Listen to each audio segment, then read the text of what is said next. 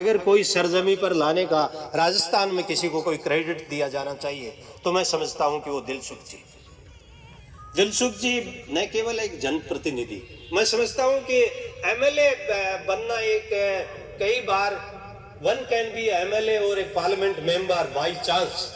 जोशी जी बैठे हैं, he got several times a very huge number of votes, but ultimately उनका बाएं दाएं से। तो ये एक अलग बात है। आज की तारीख में दिलसुख जी की जो राजनीति है या दिलसुख जी जिन हितों की प्रहरी थे, मैं समझता हूं कि उनमें एक साथ ही कई सूरत हाल थी। He was having a Marxist philosophy. He having the safeguard umbrella of the agrarian community. He having the very voice of the common man. जिसका कोई नहीं हो उसके लिए दिलसुख जी always ready थे। दोस्तों, आप सब यहाँ पर उनके बारे में आज कोई ज्यादा तकरीर और बातें करने का समय नहीं है, लेकिन हमने एक सच्चा हमारा प्रहरी खोया है, संरक्षक खोया है, हमारा बड़ा खोया है।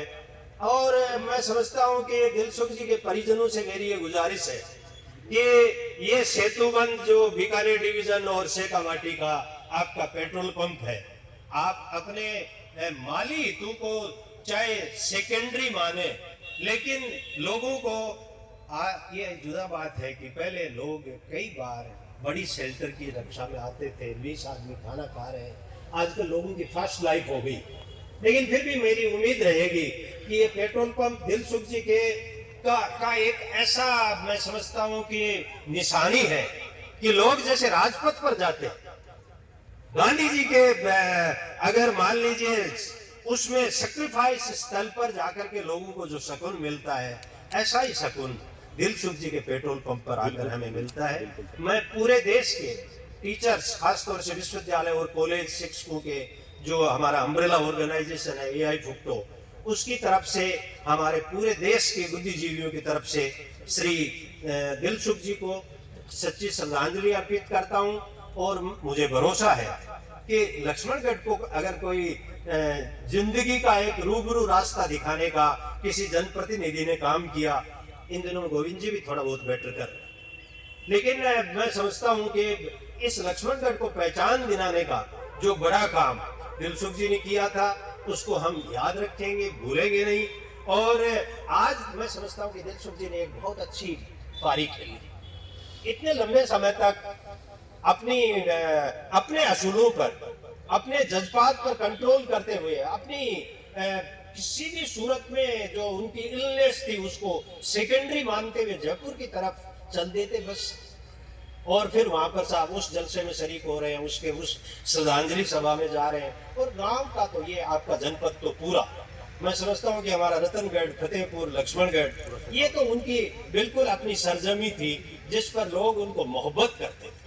दिलसुख जी आज हमारे बीच नहीं है, लेकिन उनकी दिखाई राह हमारा मार्गदर्शन करेगी।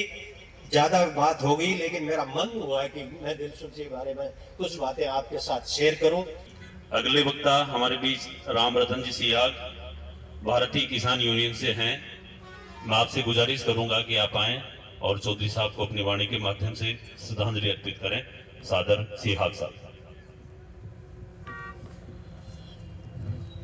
चौधरी चरण सिंह की अनुयायी, राजस्थान किसान यूनियन के अध्यक्ष रहे, फतेहपुर से विधायक रहे 1990 की विधानसभा में,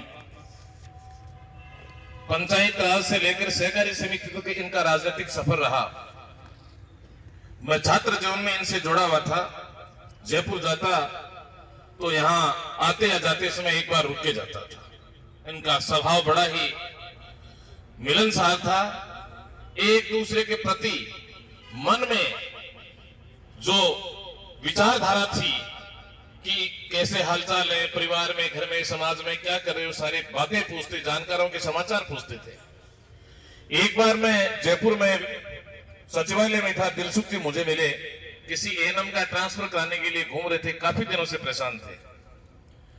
तत्कालीन समय में चिकित्सा मंत्री से मेरा अच्छा संबंध था। सर्किट हाउस में हम साथ में रुके हुए थे। उन्होंने कहा कि मेरे पास रुक जाओ। दूसरे दिन हम सुबह गए और वो कागज चिकित्सा मंत्री को दिया। दिलसुख जी ने कहा जब स्थानांतरण होगा तभी जाऊंगा, आप तो जाओ भले। और 3 दिन बाद में लिस्ट में नाम आया तब आए। गत दिनों करीबन 4-1 महीने या 5 महीने की बात होगी, इनका मेरे पास टेलीफोन आया। इनका कोई लड़का रिश्तेदारी में था जो स्टेट चैंपियन खेल रहा था पाली में। उन्होंने कहा यार नेशनल के लिए सिलेक्शन करवाना है, और वो सेक्रेटरी हैं, उनको एक टेलीफोन कराना। आपके भाई सिद्धार्थ सियाग सीएमओ में बैठते हैं, कलेक्टर थे वो चूरू। तो इनके ऐसे बहुत सारे संस्मरण साझा हैं।